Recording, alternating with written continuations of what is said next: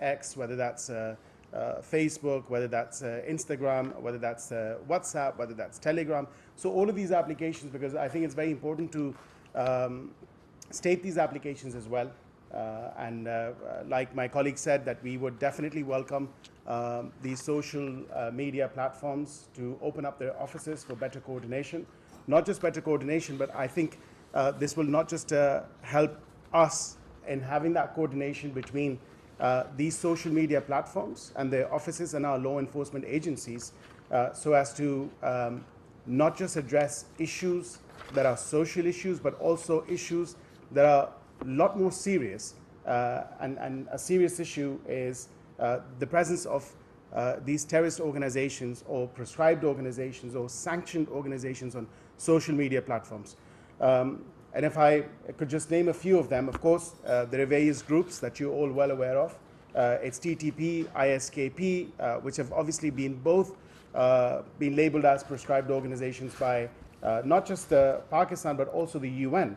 Of course, then we have the BLA and the BLF, which has also been prescribed by Pakistan and has designated or has been designated as a terrorist group by both the United States and the United Kingdom as well. Pakistan has remained steadfast and committed to our resolve to combat terrorism and restoring stability. For us to highlight now the new trends that we've seen and we've faced, not just on ground, but also in the digital realm as well.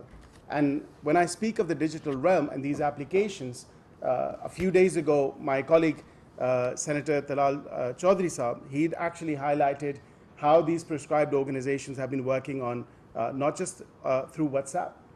They've been actively involved in recruiting new members. They've been actively involved in disseminating propaganda. These terrorist groups, they've significantly enhanced their social media presence. Whether these organizations operate under their own names or other various pseudonyms or acronyms, we've seen that, and they have been discovered and they have been unearthed. Obviously, it poses a threat to our nation, to our citizens, but also equally, it poses a greater threat to the rest of the world. Specifically, in terms of the legal situation or the legal realm, the Anti-Terrorism Act, specifically Section 11, it clearly violates Section 11 of the Anti-Terrorism Act. It also goes on to violate Section 8 and Section 9 of the Prevention of Electronic Crimes Act, but also, like I mentioned, the international law and the international global norms as well, that we've actually unearthed or discovered a total of 481 social media accounts on various different platforms have been unearthed and have been identified to have belonged or to be belonging to these various organizations. They have been reported by various relevant law enforcement agencies, and of course we have taken up this issue with various platforms on which these terrorist organizations or prescribed organizations hold their presence on, so that they can actually initiate further necessary action. We would urge them to not only report these accounts, but also block these terrorist accounts.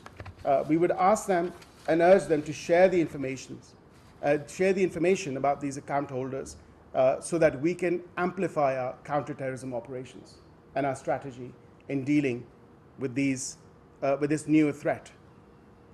Of course, we want them to implement stricter and stringent measures, which obviously includes through, like my colleague mentioned, through the use of AI, the algorithms out there, so that we can actually detect these accounts and more of these accounts than just 481 that we've just discovered through investigative methods through our law enforcement agencies.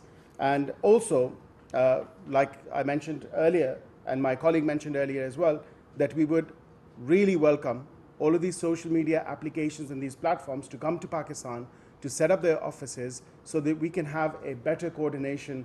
So we would urge them to establish their presence in Pakistan.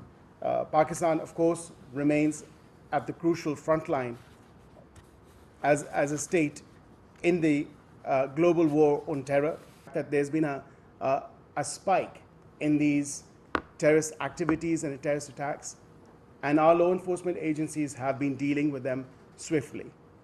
Lastly, I'd just like to reiterate that the US withdrawal from Afghanistan, of course, this means that clearly there is a resurge in terrorism for increased international cooperation. An increased international cooperation not just on ground, but also digitally and in the digital realm. So if there's any other question or any questions that you'd like to ask, we're here to answer that. We don't want to stop, or we don't want to build walls against the freedom of speech. We want to build a wall against the terrorists and terrorism. So we need cooperation, and these, our requests, reports are all according to the laws, community guidelines, which are applicable in US, Europe and other countries. There is the numbers I have given you, they all belongs to these terrorist groups and organizations which are sanctioned by UN, US, UK, and there is no political parties account or political workers account. These are accounts of jet black terrorist organizations. The international platforms such as X, WhatsApp, or Facebook, Instagram, any of these platforms, they decide not to come to Pakistan and establish their offices. That's why we've actually, through this presser, we would like to welcome them to come and establish, because obviously this is a mutual beneficial thing, not just for us in our country, but also for those platforms, because there's a huge population or a huge number of users that are from Pakistan. Prescribed organizations or these terrorist organizations or groups have now chosen to engage within the digital space or digital realm. That's why it's important more than ever before for these social media platforms and applications to actually come and establish their offices in Pakistan so that we can have better coordination. We want to create a safer, secure digital space, not just for our citizens as well, but also for other citizens of other countries as well.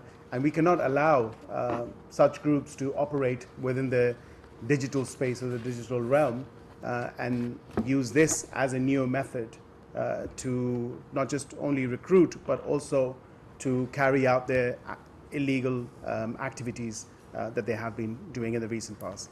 Pakistani authorities track them, trace them, but they can't take action because they don't have details of the account holders, number one.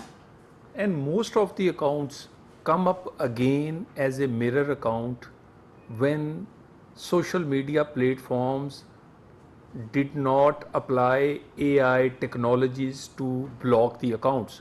They block one account, and after the minutes, the mirror accounts come up. So that's why I make two requests. Number one,